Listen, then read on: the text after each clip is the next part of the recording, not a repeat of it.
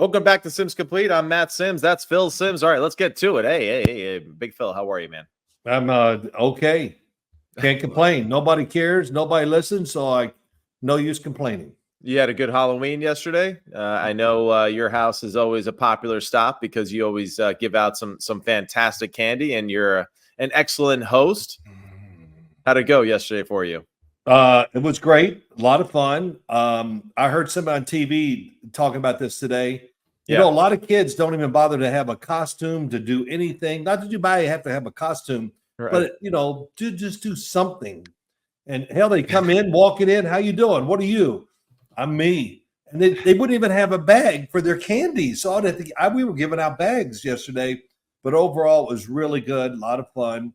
You were a chef. You dressed up as a chef. That was interesting. I was, yes. Yes. And your son was Batman?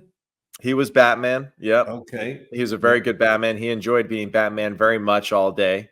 Yeah. So that was cool seeing him in his school parade. And then my daughter was a pumpkin, which is the atypical, 1-year-old type of costume, the pumpkin. Yeah. So she looked cute in that outfit. When it was all over, we got started late this year. It seems like we get started late every year. We wait till the day before to get all the candy, put all the balloons up and everything. But if we're going to do it, we just got to get it done earlier and be ready for it. Really have a lot of fun doing it instead of scrambling. I mean, halfway through the night, what did I have to do? I had to go to Walgreens to buy a bunch of candy because a lot of kids were coming in and no. I don't know if you necessarily have to go and get more candy. Your problem is that you're like, hey, grab 3 of these, grab a handful over here, and before you know, you're like, hey, we don't have any more candy. So you're a little. Well, listen, first off, what? Don't exaggerate. I tell them they get to pick one at first, one candy bar, whatever. We had boxes of candy, all that. And then I have a big bucket, and you get to take your hand and smash it in there, and whatever you can pull out is yours. For sure. So that's fun. And yes, but that's why you ran out of candy. Well, okay, but here's your little candy bar. Now get out. Is that what you want me to do? No, I want them to think about it, have some fun. That's what most normal people do. Yes. I don't care. Yeah, we're not trying to be normal in the situations like this. Okay. And it is fun. I don't know how many kids we had. I'm going to say, God, it's hard to just remember. I'm going to say probably 300, somewhere in there. Oh, yeah, that many? Yeah, I think so. Well, we had some waves of kids coming in. I was like, wow. Yeah. 10 or 15 at a time. So, but it was all good. Yeah, that's the other problem too. You don't do one at a time either. You're just like, oh yeah, hey, and 15 kids walk in at the same time and just, you think they're taking one from you, but they're not. No. Yeah. Hey, listen, I must have caught, I'm not going to exaggerate. I bet you I caught 30 or 40 of them. I said, it's just one big one because they're back there trying to stick them in like I'm not looking. Yeah. And as the night, we did go to 2, then we had to go back to 1 because I was worried about the candy. And I just have a little down there, very little left. So there we go. All right, enough about Halloween. I want to talk about some football. I did like your Halloween outfit that you had on, though. You were Terry Bradshaw last night, so that was a good one. Okay. Yeah, I'm not putting any costumes on, that's for sure. But yeah, it's all good. So what's going on? Okay. Let's do it. We're going to talk about just some random thoughts we had and things that I write down during the week watching games. And, of course, most of it's about quarterbacks. I hear they're really important to winning and losing games in the NFL. I hear it every day. Well, you got to have a quarterback. Okay. Occasionally, yes. Yeah. And, are we doing a bad job with young quarterbacks? That was one of the things today. Oh, my gosh. Slap me in the head and whatever. But so, yeah, you'd like to. So, hey, let's start with this, the easy one. We'll go real quick. We're not going to go long on these subjects. Anthony Richardson. Okay. Give me your first thoughts about that. We talked a little bit. He tapped his head, meaning he wanted to come out. They're benching him for Joe Flacco. What was your take on the whole thing? Yeah, earlier in the week when we had our first discussion about this, I thought that the appropriate, course of action for the Indianapolis Colts was to bench Anthony. And, to move forward with Joe Flacco.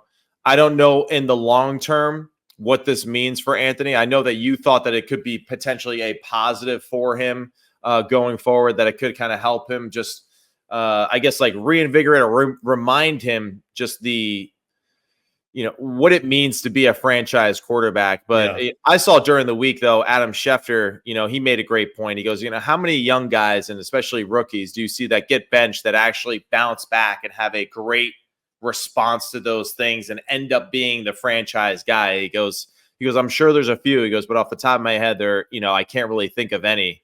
And I kind of tend to agree with them too, that I think for Anthony Richardson, unfortunately, he does have a short time now to kind of correct how he is viewed within that building, and also too how he is viewed just from the grander scheme of the NFL world right now. Okay, well, what can I say about it? I don't look at it as everybody thinks, oh, they're already done with Anthony Richardson, they're going to move on. I can't imagine they would do that. Yeah. I think he shows enough skill for sure on the field. Let me go over the field real quick because I didn't do this week. His decision making, he doesn't throw into double coverage and things like that. If he does, right. it's very little. But I think he has such faith in his arm. He throws passes that are going to get knocked down or a chance to intercept, because you just can't blow it by every defensive back. Right. He throws into some tight windows. Overall, when the guy is open, if it's first read, if it's the guy he's looking at, the main person of the play, man, I think he does pretty good there. Right. And listen, if this hinders him, the fact that they benched him, then he wasn't the guy to begin with. You got to be tough as hell to be a starting quarterback in the NFL. Let's be real about it. I mean, it's week to week, baby. Unless you're a superstar, you're trying to survive all the people on TV, the articles, the fans. And I would say, and I said it earlier this week, it should toughen him up. They're playing the Minnesota Vikings this week in Minnesota. Yes. Brian Flores, he likes to do what? Oh, he likes to blitz a lot. So you got to be able to change protections and do all these things. And I think that had something to do with why they're going to go with Joe Flacco, thinking he can kind of, run the offense a little better than Anthony Richardson could, as far as the checks and what I see and where to throw the football. What do you say? Yeah, and I'm with you on that. And yes, will it toughen him up? It absolutely will toughen him up. And hopefully, you're right, and it better. I'm not sure if it's toughening him up to be an Indianapolis Colts quarterback, or it's toughening him up to be a better quarterback for the next team that he potentially plays for. We see so many young players who are drafted early on by teams that are, let's just face it, the Indianapolis Colts aren't an overly talented football team. And, he's going through these growing pains with the Colts. So hopefully a team down the road in his near future can profit off of some of these growing pains. And, right now for Anthony Richardson, he's 3 for 3 as a starter. He's a 44% completion percentage. He averages 159 yards per game. He's got 4 TDs. He's got 7 interceptions. And your favorite, his passer rating is 57. So, hey, I know we don't care about passer rating, but the other stats aren't very good. No. So, Matt, he's an aggressive thrower down the field too. I understand. No, I get that. Yeah, I get that. You could be aggressive, but if you be aggressive and you don't complete many, you're still not a very good quarterback. So, and I'll say this too: they got some receivers. Better. They got some receivers on that team now, the Indianapolis Colts. So they got some speed, and I'm not bailing on him at all. I think when it comes around and it all finishes this year up and everything, that he will be the starting quarterback in Indianapolis next year. And this time, he'll get an opportunity again. Yeah. All right. At least I hope so. But Alex Pierce, good player. Josh Downs, good player. They got Adonai Mitchell over there from Texas. Jonathan Taylor is a good football player, as we know. So, they have some talent for him to grow and mature into the position. Right. The question really, I think, is just the timetable now. What does that look like compared to what it was to start the season? I'll go back to this, too. Yeah. I watched every throw of the game. I even wrote down my opinion on every throw. Wow. I'll never do that again because that took forever. I thought it was a good idea. And I got like, oh, my God. Right. I didn't realize and I think it softened my view on him. Okay. There was some plays, some good reads, some drop passes, got unlucky a few times, all that stuff. Yeah, he missed a few. He did have a couple bad decisions, but it was nothing like I was expecting. Right. I think it was the tapping out. Maybe they're not happy with his how he's working during the week, really grinding. And you know how it is in the NFL week. What's really amazing, just to tell the fans out there, especially for a quarterback, it's like learning, let's say, the alphabet. Okay, you learned it. Oh, great. Then the following week, none of that is any good. What you learned about the alphabet, no, scrap it all. We're going to give you a whole new one, and then you got to learn it again. You go like, damn. Well, I guess to make your example a little better, it's like, all right, they give you the alphabet, and you learn it, and you do great, and it's in English, and then the next week it's in Chinese, and then after that, it's you know, it's like the language or the letters are the same, you know, but just how and where you speak it and what you do differ, and sometimes it can be a little overwhelming depending on, you know, your experience in NFL season systems. So. All right. You know, and that's repetition, you know, and for a guy that doesn't have a ton of college reps, right, you know, a lot of growing pains. All right, before we move on though, Melin hats are built to last. They're 5 times stronger and last longer than any other hat that's out there. They're natural antimicrobial properties, so you don't so you sweat doesn't break down the hat. No sweat stains, no smells. Built for the water. They don't lose their shape or take in any water. They also float in case you lose them in the water. Wow. They're comfortable. They're dependable. You're machine washable. They got snapbacks. They got classics. They got small. They got XL. They got it all. They also have a thermal hat too. That's you know, just in time for winter, even though it's 80 degrees out here in the Northeast. But hey, they got plenty of options for you. That's Melin hats. That's MELIN, melin.com. And go ahead, check out melin.com, all the hats that they have for summer, for winter. That's Melin, MELIN.com,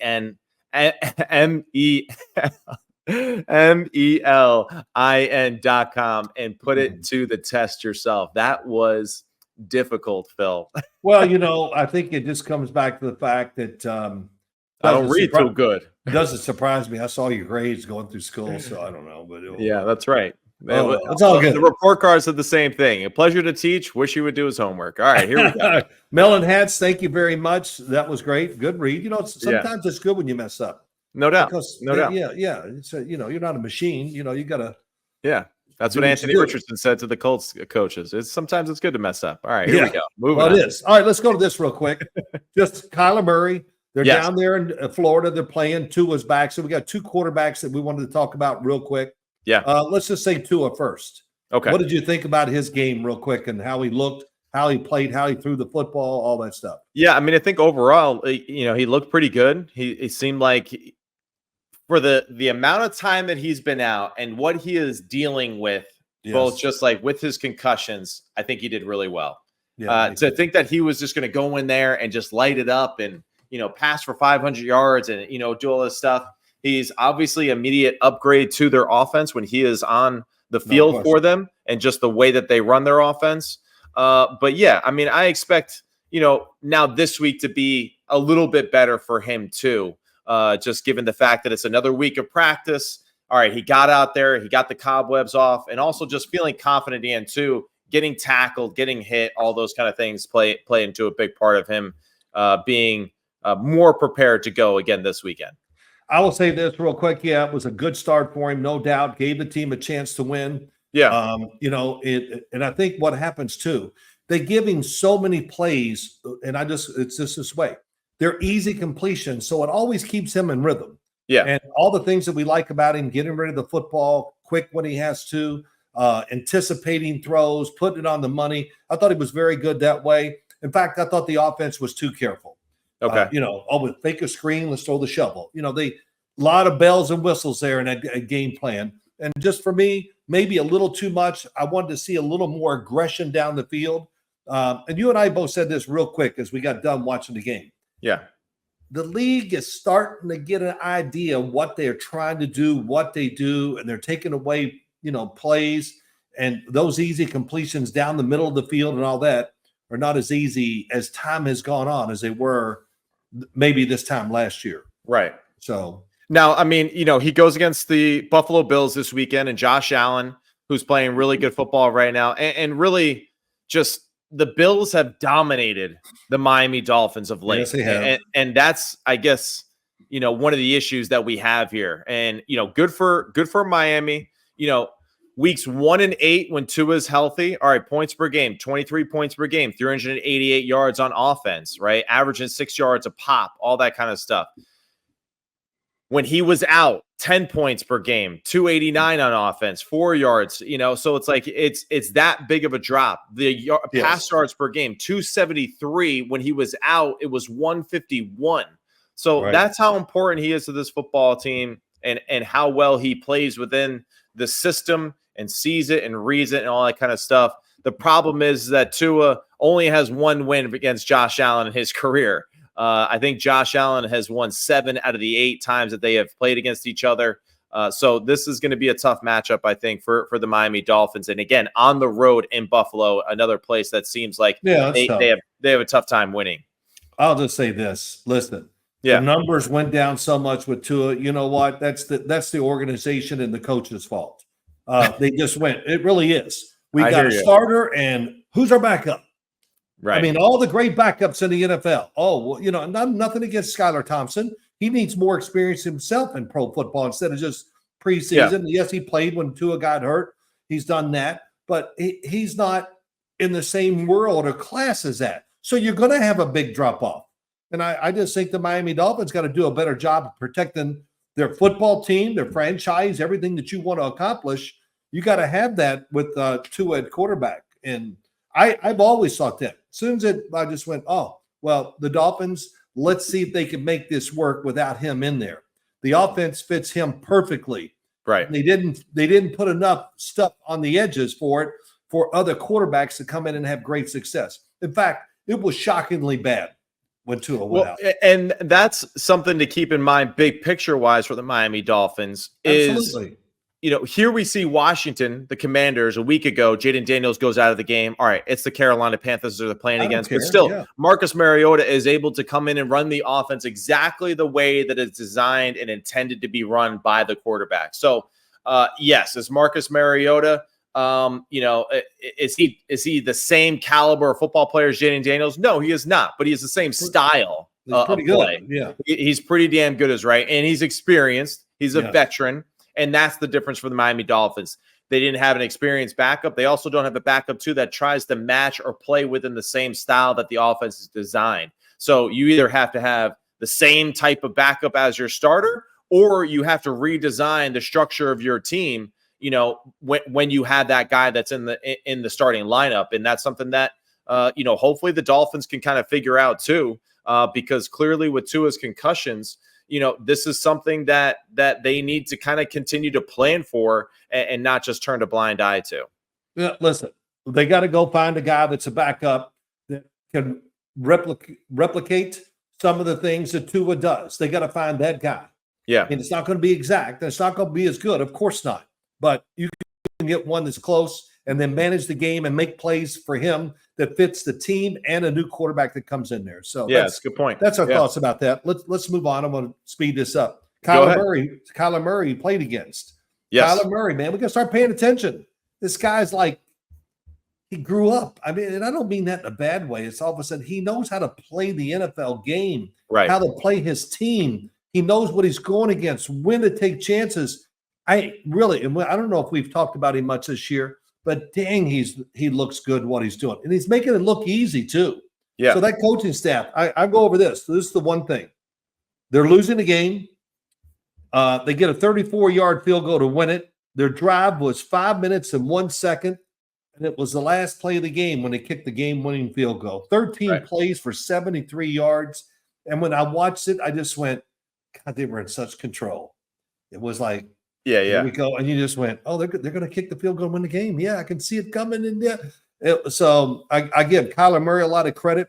I give the organization tons of credit. And the coaching staff, I'm telling you, he's got some pretty good coaches out there in Arizona. We'll get into talking about them here in the near future. So what are your thoughts about Kyler? Just wild enough, too, just big picture for Arizona. They're 4-4. They're atop of the division because they hold the tiebreaker over the Seattle Seahawks and the San Francisco 49ers. Right.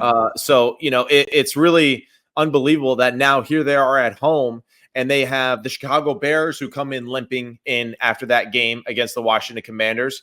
And, what was one of the more, I think, interesting stats, the Cardinals were able to have a 2-game winning streak for the first time in over 46 attempts. Yeah. So, I mean, it's just like, things like that. It's amazing, but small improvements like that for a franchise like the Cardinals are huge.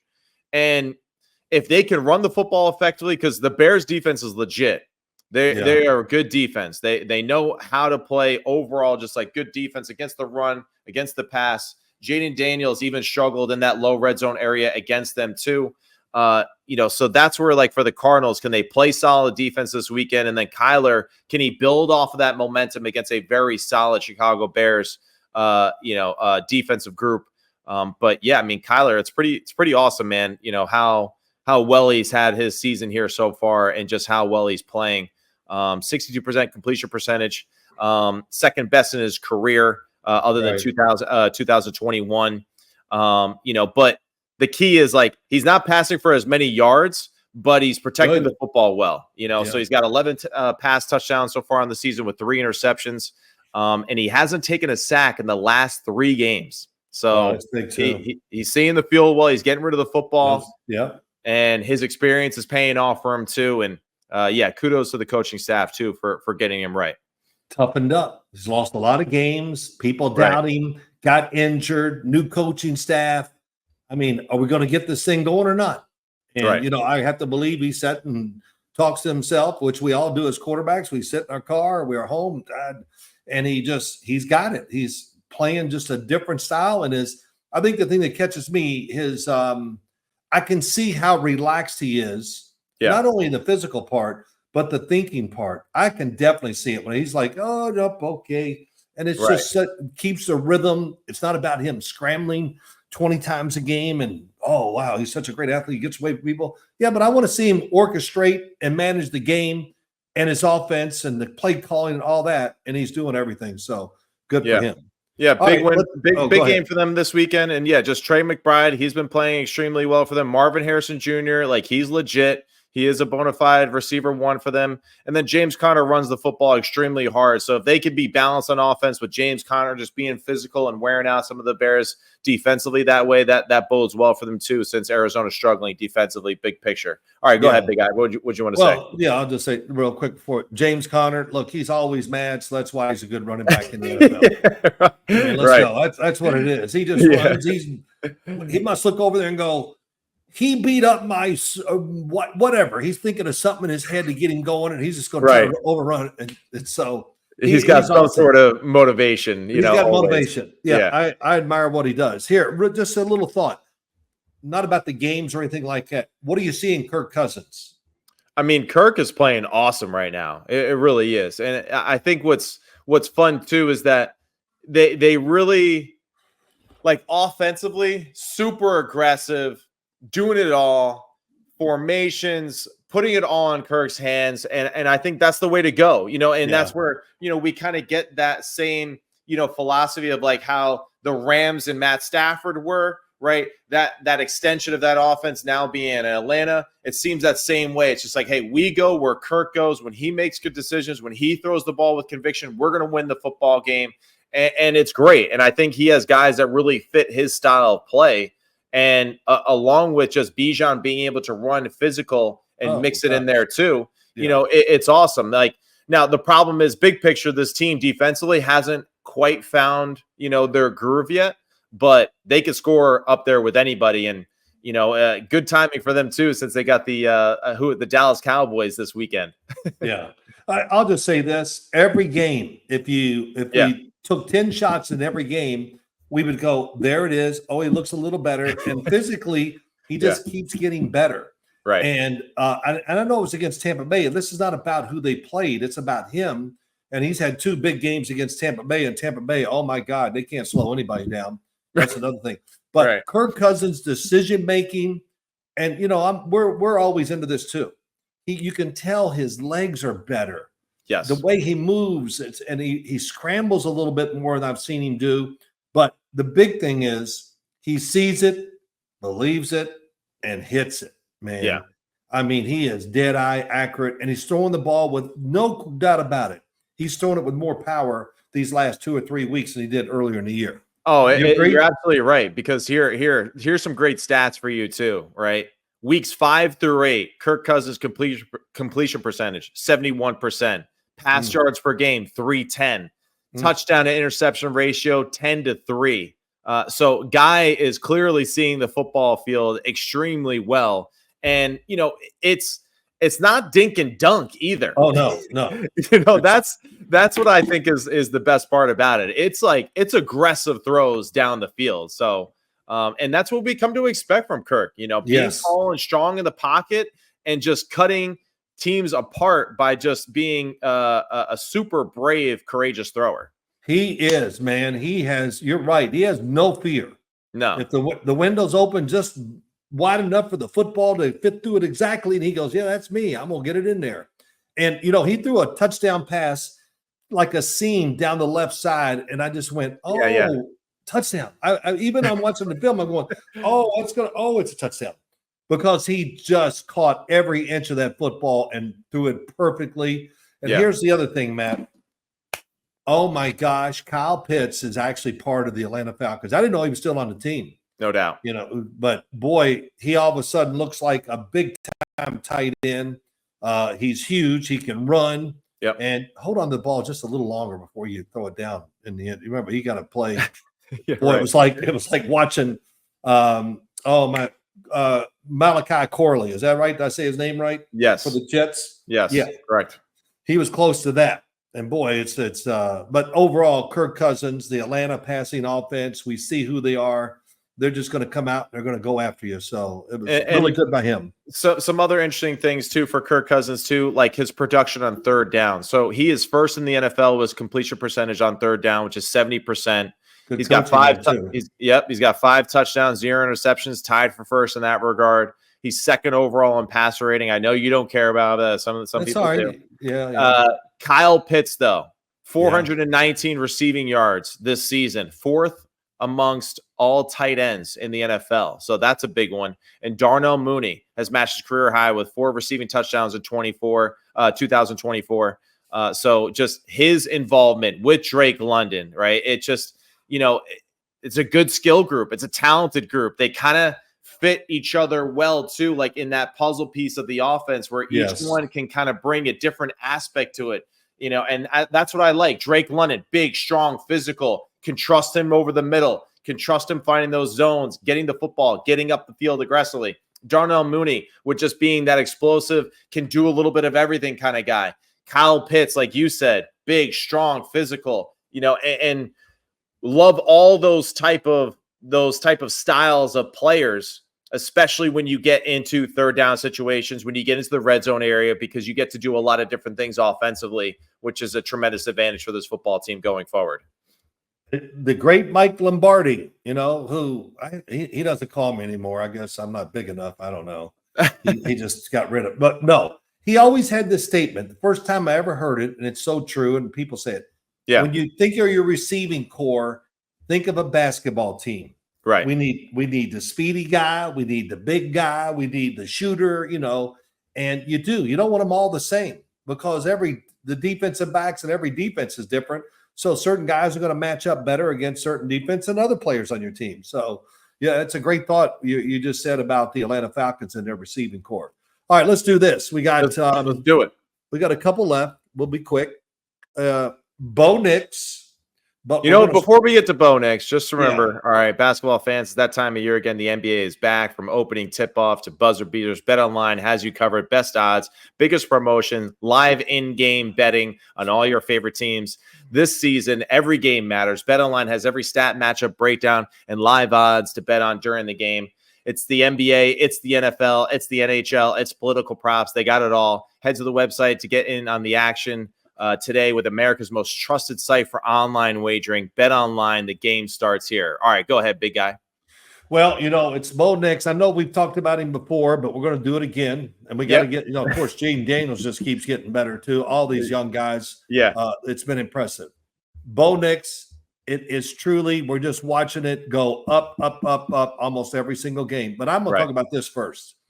Sean Payton. Oh my gosh. I mean, he's sitting in there at night, he's drawing it up. But it's not, it has nothing to do with what he did down in New Orleans with Drew Brees. Right. This is entirely a new offense, and it is like incredibly aggressive. Yes. I mean, Sean Payton, we've seen it. But, you watch the games. Here we're on Sundays. We got the computer out and go, oh, my God, Bo Nix is 2 of 16. And all of a sudden he goes, oh, wait, he's 22 of 40 now, because they just keep going after it. And it's downfield throwing. It's a lot of – and you know how it is, Matt, when we watch film and all that stuff. There's so much copying going on. You go, well, I've seen that play 100 times. They stole it from this team, whatever. Yeah. Man, they're running some stuff that has little differences in it that are making big opportunities for the quarterback. And it is, like I said, very aggressive. I do like this about him too. They put Bo Nix in the shotgun a lot. Yep. And he has great separation from the defensive line, the rush. And even when he's under center, they do bootlegs where you fake it left and roll right or the opposite. And he's at least 10 yards deep on those. Right. So he's always going to have time to get the throw or do whatever. And his running, 2 things, arm strength and his mobility are 2 things that are a lot better than anybody thought they were. So that's it. No, you're right. The arm strength thing, that's something that we discussed this offseason during the NFL draft prep. Yeah. We were saying, like, I don't know. We're watching the film. We think he had a strong arm. He played in an offense that really didn't even give him an opportunity to display the ability that we're seeing here now at the NFL level. He's a good athlete. He's strong. You can see that he is a good decision maker. And since week 3, he is 5-1. Turn off that phone, Phil. Since week 3, he is 5-1. Denver's points per game, 24.5. He's had 8 touchdowns, 1 interception, and he has 3 rushing TDs. And I think that is really the sneaky thing that people are kind of forgetting about is, are they running him as aggressively as some other quarterbacks? No, but he is willing and has the ability to make plays with his feet, and he has displayed that on a few different occasions. And the dude plays hard, and that's what I really like about it too. He plays really hard, and I like what I've seen so far from him, and I like the direction that the Broncos team is going in because the defense, like you always say, the defensive style matches what Sean Payton is trying to do on the offense. And Bo Nix is perfect for what they're trying to do as far as his athleticism, moving the pocket, doing all different sorts of play. Because that's what's cool too. Certain games, they don't really do a ton of move the pocket stuff. And then you can see other games, it's like, okay, this is a heavy emphasis this week. They were going to reset the pocket. They were going to get him out of the pocket more often for whatever reason for certain matchups. And I think that's what's so difficult about game planning right now for the Denver Broncos is everything that they can do. Yeah, I mean, first year, and, listen, we talk about, how do we work with these quarterbacks and do all that? Yeah. And look what Sean Payton did. Which more coaches need to learn it. One, he got lots of throws in those 2 preseason games he played. I don't think he played the third, right? No, I don't think so. Yeah. But, I mean, a lot. And you thought, wow, we talked about this during preseason games. Are they doing game planning throws for him and all that? Yes, they were. And Sean Payton didn't care. I got tons of plays here. Don't worry about that. He just wanted him to get experience. And there's only one way. You got to get a lot of throws. And so he got that preseason. And even when they struggled early, they kept throwing the football. And some of his numbers looked awful. But let's go to this. Caleb Williams, Jaden Daniels, Bo Nix. Man, I think they've all hit the lottery there. I think they're all true franchise quarterbacks. I think so too. They all got coaches, I hope. Well, I'm not as fired up about Chicago's offense as I am Washington and Denver's. I agree with that. Yeah. Yeah. I agree but with it's that. good enough. For right now. Yeah.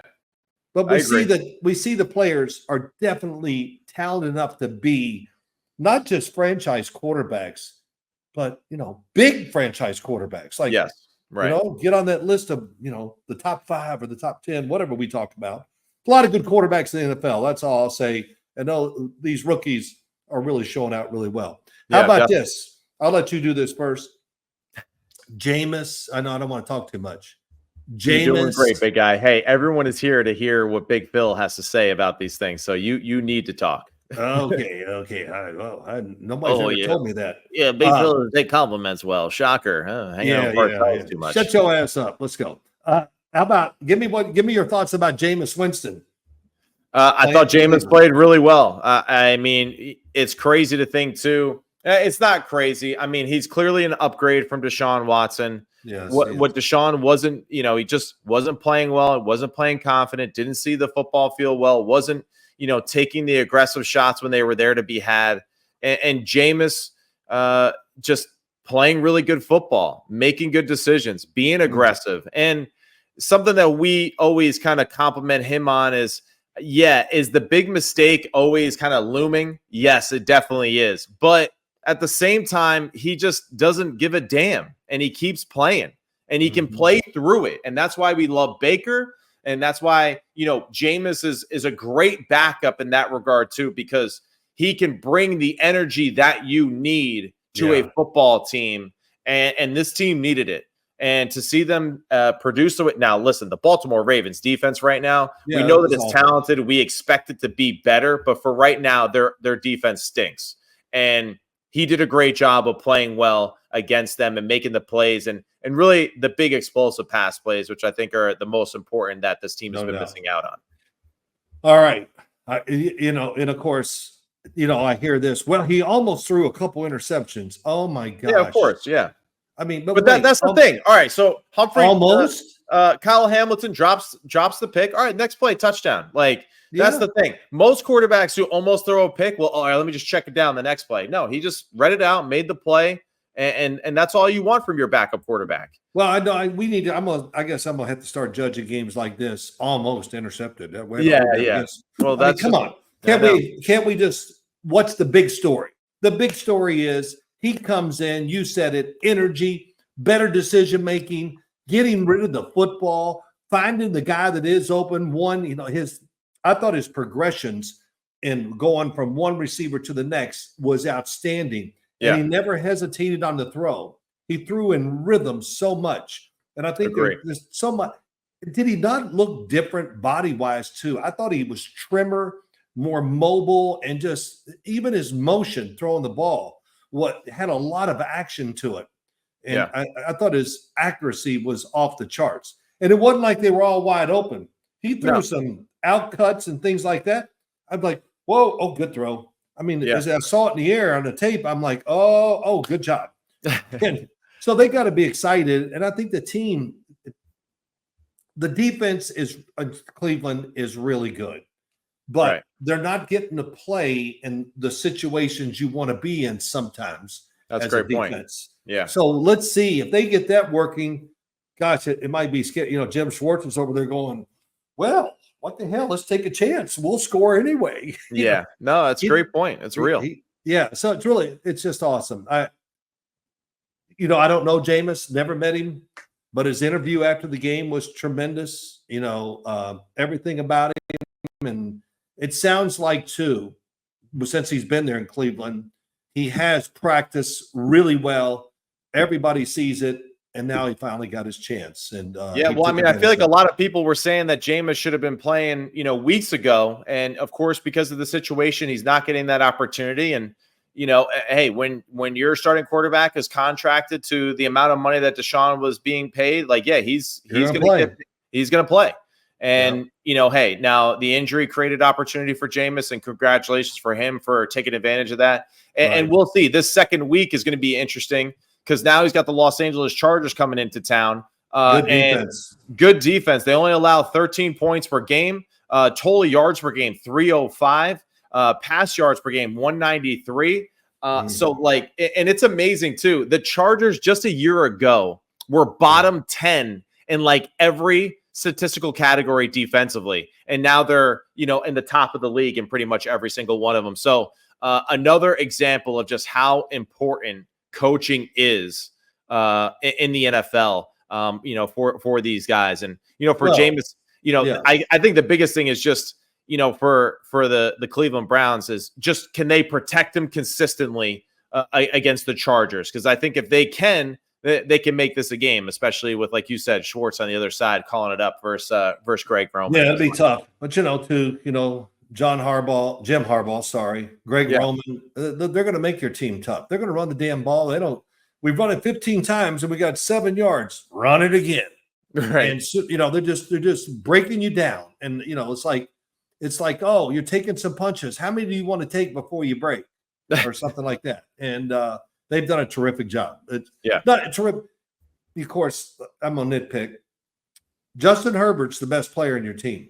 Yeah, and he's gotten better the past few weeks. They're more aggressive with throwing it. He's performing better, and they don't have the greatest skill group that can just kind of open up games for them.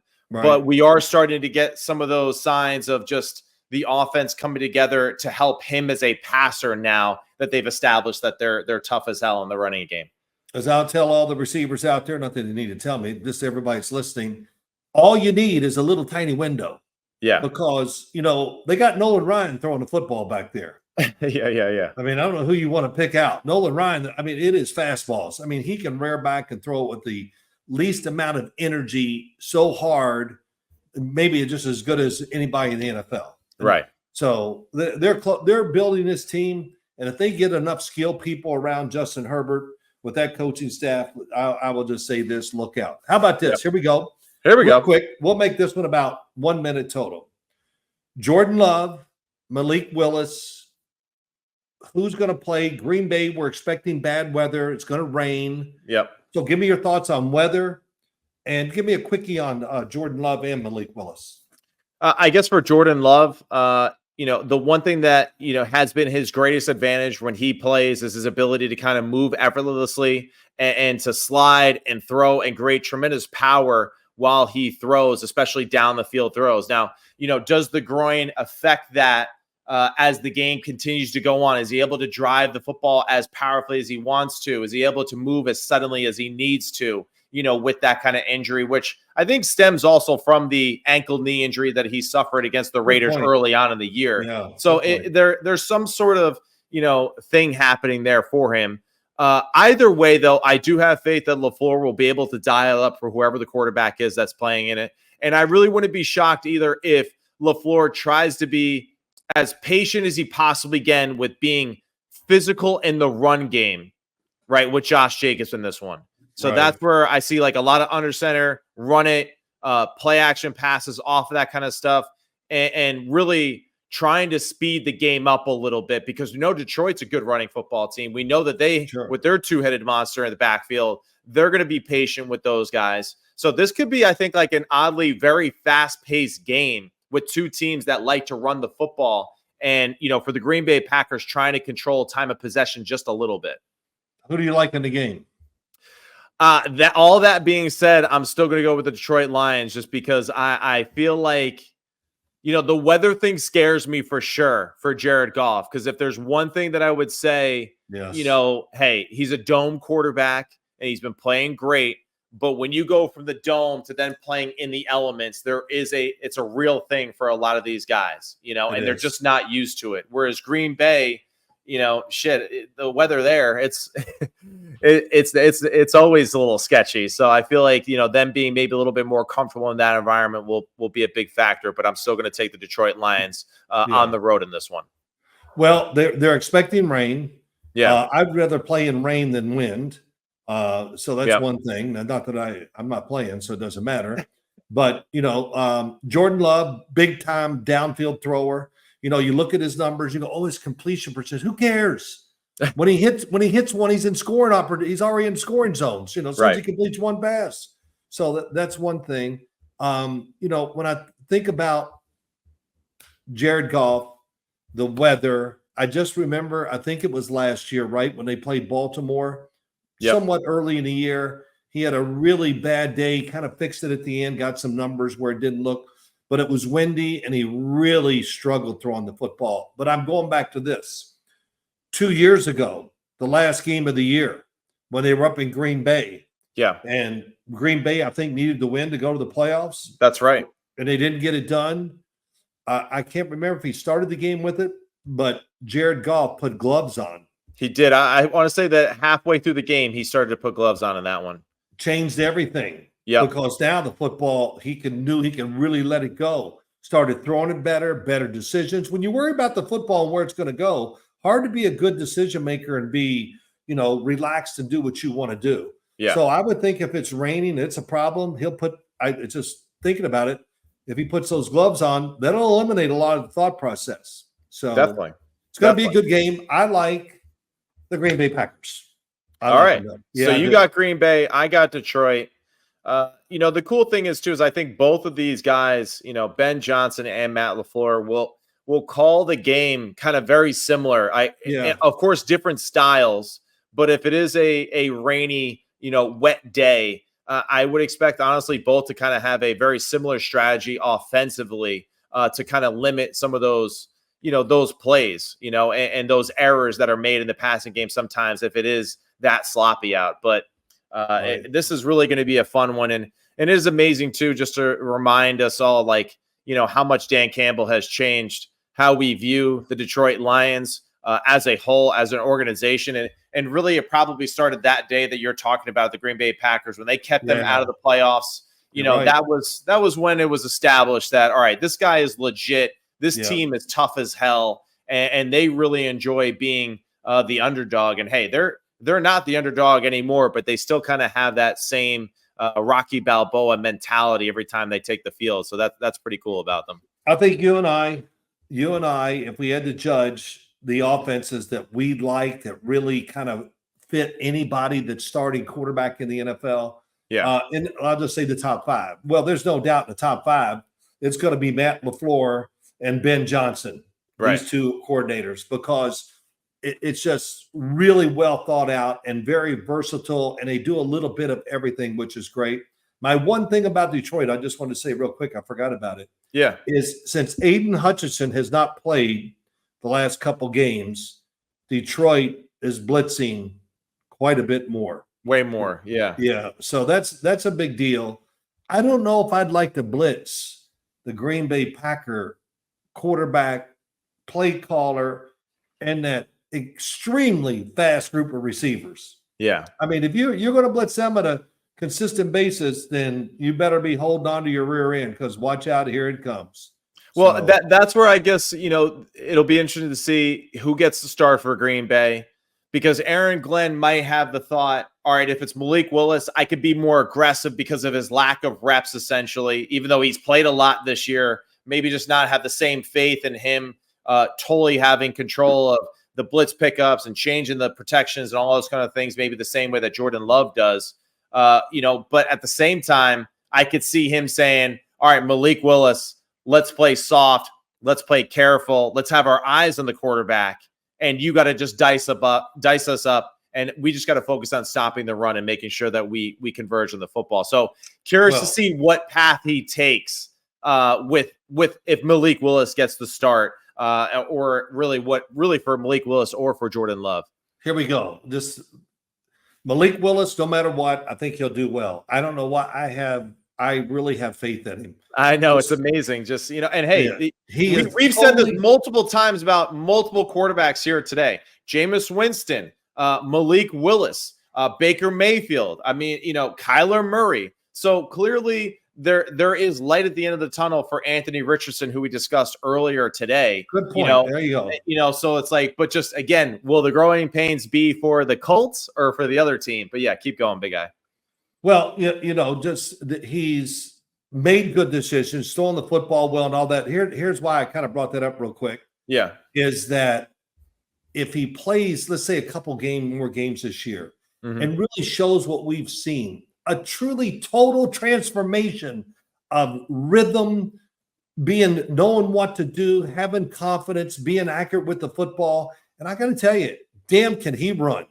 Yeah. I mean, he can go. But my whole point is this: would he be great trade bait to a team that's going to start building and make him their quarterback? Because you and I, we'll talk about it here soon. We're not really very high on this quarterback class that might be coming out this year. Yeah, a lot of question marks, I think, with this group that's coming out. I would say this: not only are we not high on them, we're really down on them. I mean, I am. I'm like, wow. Well, I don't know. Last year, there were so many guys that we thought could really just go and play right away. Even though we didn't think it'd be the best for all of them, we still thought that they had the ability, the raw, natural talent and ability and the experience to say, all right, you can throw them in there. They'll figure it out eventually. With this crew that's coming out this year, I'm not quite sure that that's the case. But here, quick little fun stat here for you before we finish up this topic, though. All right, give me something funny. Just for Aaron Glenn and what we were saying, what is his strategy going to be without Aiden Hutchinson? You're saying that you see them pressuring offenses more, right? With different looks. Jordan Love this year versus no pressure, 70% completion percentage versus pressure, 39%. Yards per attempt, 8.5 versus no pressure versus the blitz, 5.6. His touchdown interception versus no pressure, 13 touchdowns, 5 interceptions. Versus pressure, 2 touchdowns, 4 interceptions. So clearly Jordan Love struggling against some of these pressure looks for this Green Bay Packers offense. So now, hey, does Aaron Glenn, see these tendencies or these things statistically? Of course, yeah. But like, does he play into it more or does he do something else to kind of switch it up? So that'll be interesting to see what happens. Yeah, how about that? Xavier McKinney. I think he got 5 interceptions this year, somewhere in there. No, wait, hold on. Let me check. I should know this. I feel like I have this somewhere. But I'm just saying this because I'm here. I'm crying for the Giants. I mean, oh damn. Oh, I know. He's got 6. He's got 6. He's got 6. He leads the NFL. I think he started the first 5 games of the year with a pick, or first 4. Or something come like on, that. come on. There's a lot of good DBs and safeties that their whole career they won't get 6. Yeah, and, I know. Man, that's pretty awesome. Well, we got a cool thing too, with Tucker Kraft and Sam Laporta in this football game, so that'll be fun. Those 2 young tight ends have been phenomenal. So, but yeah, that's all we got for that one. You bring up a good one. If you don't have a really, really good tight end in the NFL, you've fallen behind. I mean, there are so many good tight ends right now. It's ridiculous. There's more coming too, because I think there's a lot of good ones in college football right now. We're going to see one this weekend. Hopefully, Penn State can get into football, but Tyler Warren for Penn State, dude is legit, number 44. I don't know if he can block, but I'll tell you one thing: he can run around and he can catch that damn ball for yards, man, because he's a good football player. Here's the good thing: Ohio State, from what I know or listen, they don't rush the passer very well, so that might help him. Yeah, they don't have the deepest defensive line, so that'll be interesting. All right, big guy. Hey, all right, great, good stuff. I feel better now. I can sleep. I got that off my brain. yeah. Got to get it out there. All right, well, that's all we got for Sims Complete, and just our final ad for the day. It's Cherubundi. Cherubundi. You can drink this after you have a workout. I usually typically have it after my workout. It's great for reducing inflammation, damaged joints, muscles, and organs. It helps protect against free radicals and broken ruptures in your blood vessels. So that's really interesting too.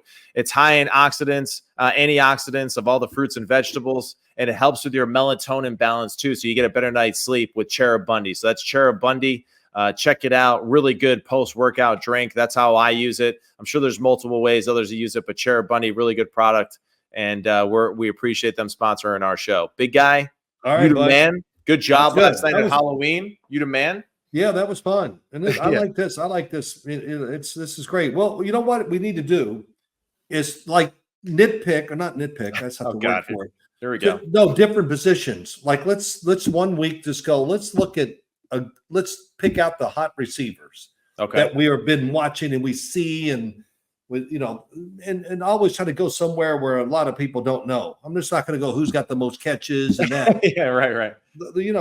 So, I mean, hey, we do that with our quarterback rankings. We don't always go off of who had the best statistics and all that kind of stuff. We talk about just who made the biggest impact, who played the brightest for their football team and made the big throws when they needed to. So it's not always about the end all be all, the stat line in fantasy football. It really is just kind of how you do it and when you do it that matters. So we'll definitely look into that. Amen. Hey, amen. All right. Hey, you the man. All right. Thank you, Father. All right. You know what? That's all we got for Sims Complete. We'll see you later. Yeah. All right.